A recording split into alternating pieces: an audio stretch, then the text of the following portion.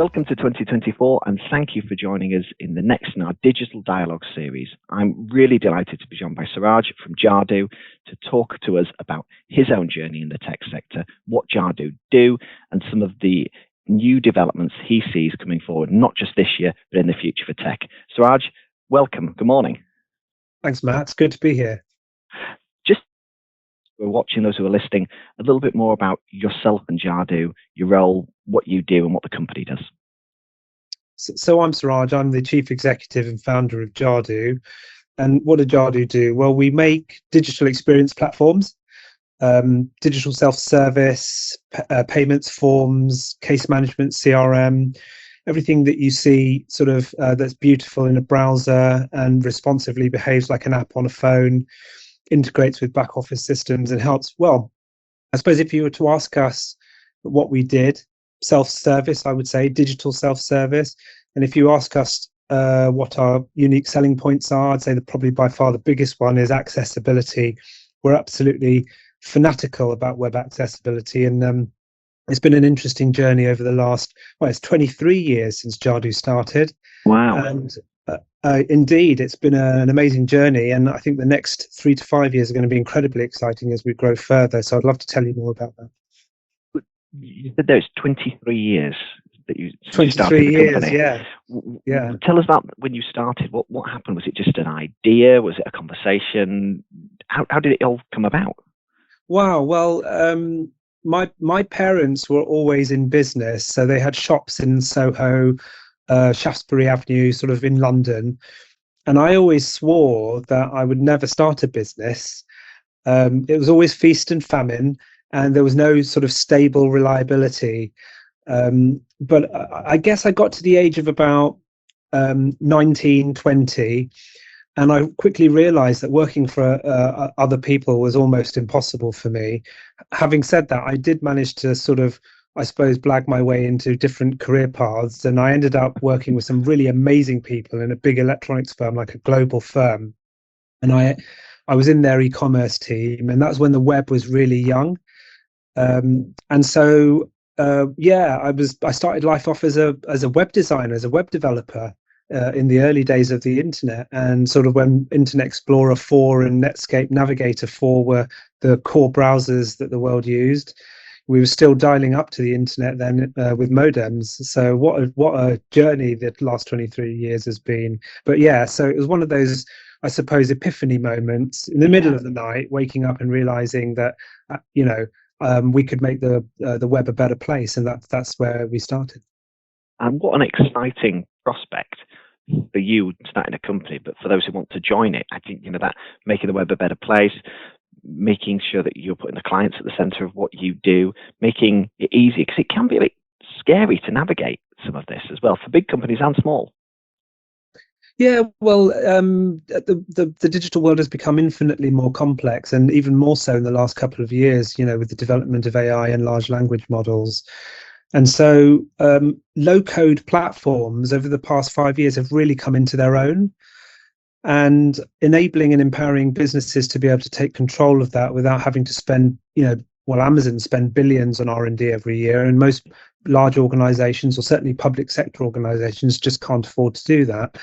And it's exciting. Everyone at Jadu is kind of aligned from a sort of a mission and values point of view. We all believe in web accessibility. We believe in self-service. We believe in empowering users. And so, creating Jadu as a sort of leading low-code and accessible platform every day presents a new challenge, but it's just a wonderful thing to be in. And I'm very proud to serve my team. We're just under 100 people, and since COVID, we're completely remote. And although we've now got a small headquarters in Leicester, right next to the Space Centre, which is quite apt for us. Very cool. It is very cool. You can look out the window and you can see the National Space Centre, and Leicester City Council have just renamed it Space City. So in our address, it's Space City, and we called it Jadu Starbase, which is kind of very characteristic for us, because we're also obsessed with Star Wars and Star Trek and whatever. A favourite character, perhaps, from Star Wars or Star Trek? Oh, Darth Vader is my favourite character in Star Wars, definitely. Yeah. What a story. But I think Yeah, I mean, it's just that wonderful view of what the future might look like that really fires us up every morning. I think making that technology, and particularly space technology, tangible to people, and it can seem remote in a very physical distance sense, what happens with space technology, but inspiring young people as well. And it sounds like you were inspired when you started Jadu. So tell us a little bit about your journey in tech. What first got you interested in tech? Well, yeah, I was young once, and I think probably the first thing, when I was about 10 years old, my friends started to get these things called computers. One of my friends had a ZX81, and I saw that and I thought, that's just like, mind-blowing, fantastic. It was black and white, and you could probably just get away with one command in BASIC. A few of my friends had Spectrums, Commodore 64s, and I used to sort of, whilst my mum and dad were running the shops, I used to go down to Dixon's in the West End, and I used to just spend all my time wandering around looking at all of the computers. And then one day my dad surprised me. We were in the shop one day and he tapped me on the shoulder and he said, go and look at what's in the back seat of the car. So I went to the car, looked in the back seat. There was a brand new Atari 400 in the box in the back, and I was just so excited. I can remember it like it was yesterday. So that was my first computer. I had an Atari 400. Wow. I learned to write BASIC, and because that's all you could do back then, and because I didn't have a tape recorder, I'd have to keep writing the code every morning. Just so I could run programs and games and whatever. I used to spend my evenings writing machine code from magazines that I'd buy. And then a few years later, I graduated to a BBC Micro and started. I started messing around with graphics, and then sort of when I decided to start Jadu, in the end, I bought myself a nice, powerful Mac, and yeah, the rest is history. I've been obsessed with computers ever since. And it doesn't sound like it's going to stop either anytime soon. Yeah, I'm very excited about sort of some of the new technology that's coming out right now. It's really interesting. So while we're on that, then new technology coming out all the time. Everything from hardware, software, developments in AI, you name it. It's an exciting and interesting time, but it can be a bit overwhelming as well. What do you see as some of the biggest developments happening, not just that are impacting Jadu, but impacting society as well? Well, I think the obvious one, which is the massive growth of artificial intelligence and large language models, and that's not a new technology. That technology has been around for decades. It's just now it's been consumerized by the popularity of ChatGPT. But I think the convergence of those large language models, technologies like machine learning, and hardware, I think is amazingly exciting. That's really going to shape, how we use devices going forward. I love what Apple are doing with the Apple Vision Pro. I think mixed reality has got a really exciting opportunity to transform the way we interface with computers, and that really does need to happen. I'd say that the technology at the moment is very early and very expensive, but as we know that as adoption starts to move forward, as it starts to become more popular and technology starts to miniaturize, that technology will become a lot more useful. I saw this morning that Disney have just announced the HoloTile, which is the ability to walk in mixed reality in a very small confined space. And I just think that when those technologies converge, there's game changing use cases for that, not just in the home but in business and in medicine and everything else as well. And I think you've hit the nail on the head there. It's the broader impact this has: society, business, public services, you name it. And I'm guessing that's not happened or going to happen overnight. So if you think back, and you look at your own career and what's happened and that growth, sometimes it's been hugely rapid. Do you think we're going through a period of rapid change, or we're going to go into a period of stabilization now? Well, I suppose it depends on what happens in the world. But if you look at the growth of NVIDIA, for example, the way in which microprocessors and GPUs are now being, the development of them is being accelerated. NVIDIA is becoming one of the most valuable companies in the world. I think there's not really much stopping that growth now that it's really, the litmus paper is lit. I think the way we use computers is going to change. I often say that the keyboard is one of the most frustrating areas of computing, is that sometimes you just can't get the idea into the keyboard fast enough. Even though I've been using a keyboard for sort of 30 years, I'm still not fast enough. And so the way the user interface changes, the way the web changes, because at the moment the web is still predominantly browser based in its current iteration, with content being sort of browsed on a screen, all of that is changing. And I just think the way technology is now accelerating at the fundamental level, so at the hardware level, will dictate how things move at the software level as well, and how we experience the technology. That's brilliant, thank you. Now I want to go back a little bit and think about you and your company and the growth of your company then. And so was there a particular person that inspired you when you're growing up? Somebody that you thought, actually, this is who I want to be like, or even just gave you, thought-provoking ideas? Well, it's a bit of a cliche, but my dad took me to see Star Wars when I was 6. And I can distinctly remember that I was stood up all the way through it with my hands tightly gripping the seat in front of me. George Lucas, has been a huge influence on me over the years. And if I hadn't have been, starting up a software company, I would have started up a film company. And who knows what the future might hold. But yeah, I would say probably the one sort of person that's influenced the direction I've taken is probably George Lucas. Yeah, absolutely. Yeah, and probably countless others, I would imagine, across the globe in that sense as well. And if you were to go back to tell your younger self some advice, maybe when you were first starting the company, or even that young child who was watching Star Wars, what bit of advice would you go back and give yourself if you could? What a great question. I think the first thing I'd probably say is don't smoke. I stopped smoking when my son was born. That was sort of 21 years ago. I'd say to learn JavaScript. Yep. Move on from basic and learn JavaScript. I would say keep practicing the bass guitar.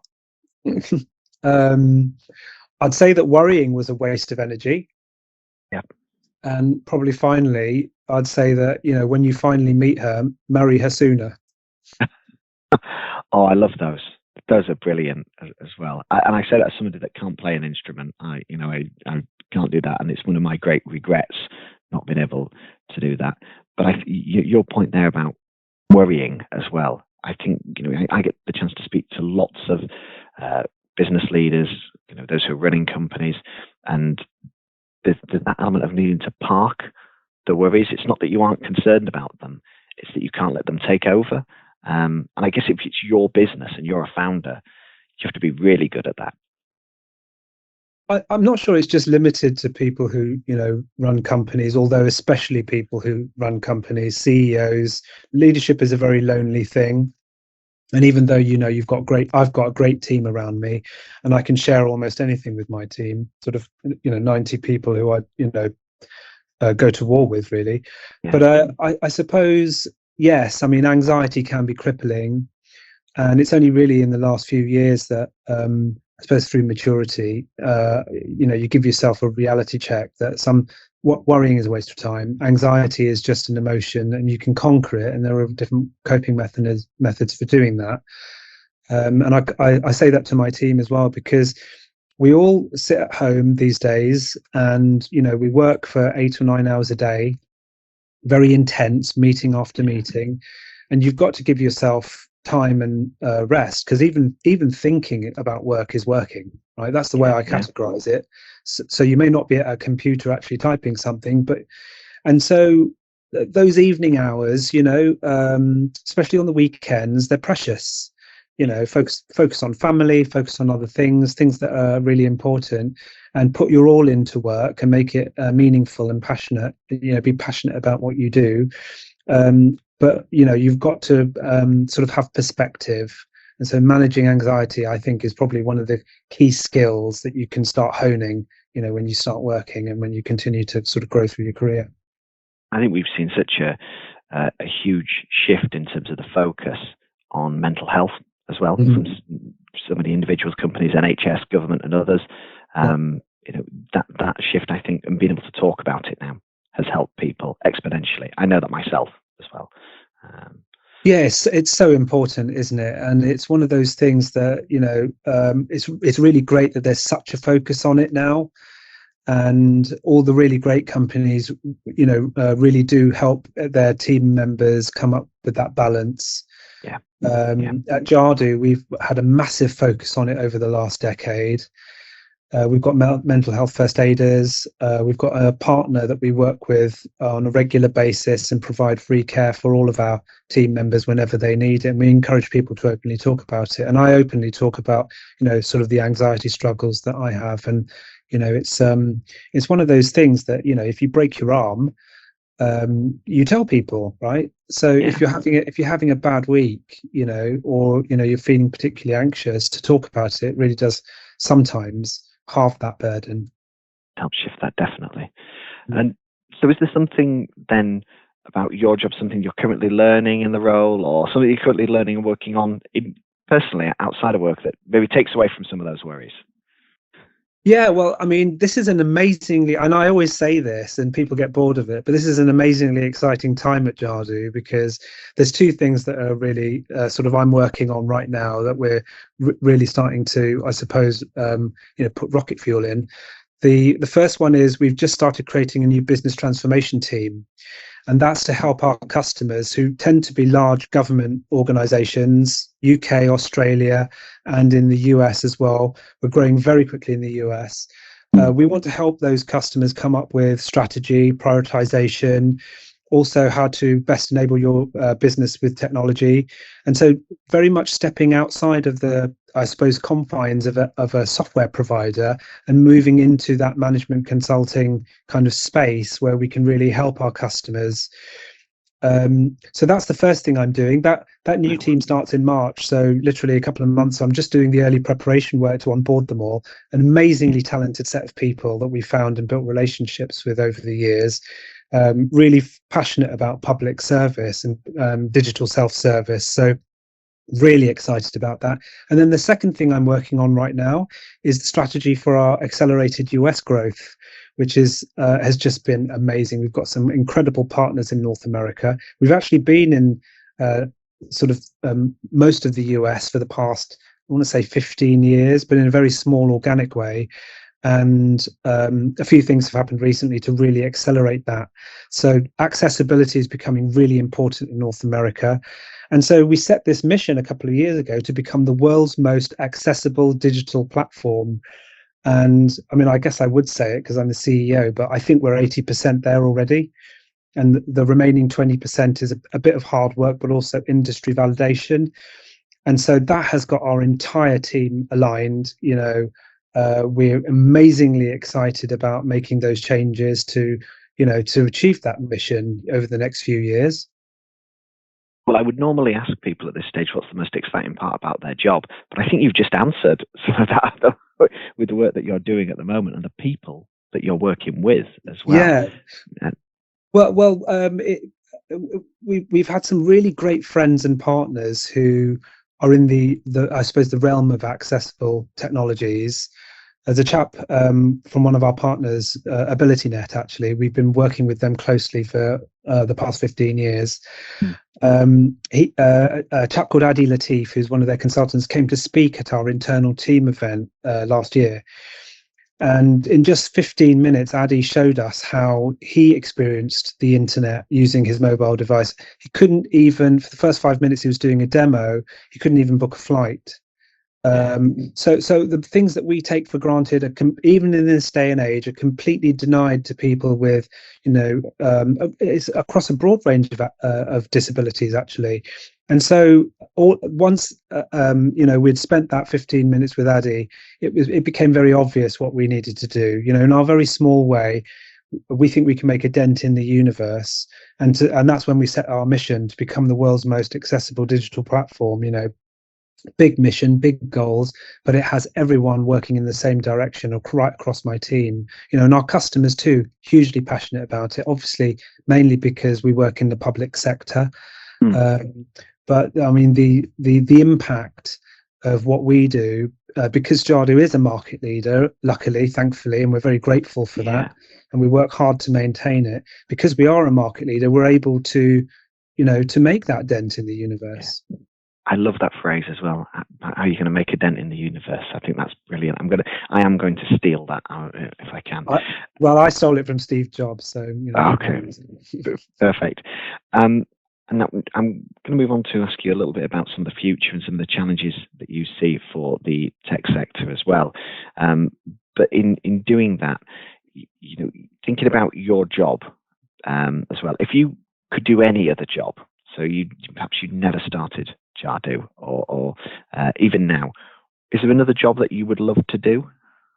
It's hard to imagine doing anything else, but I would say I would have been a filmmaker. Yeah.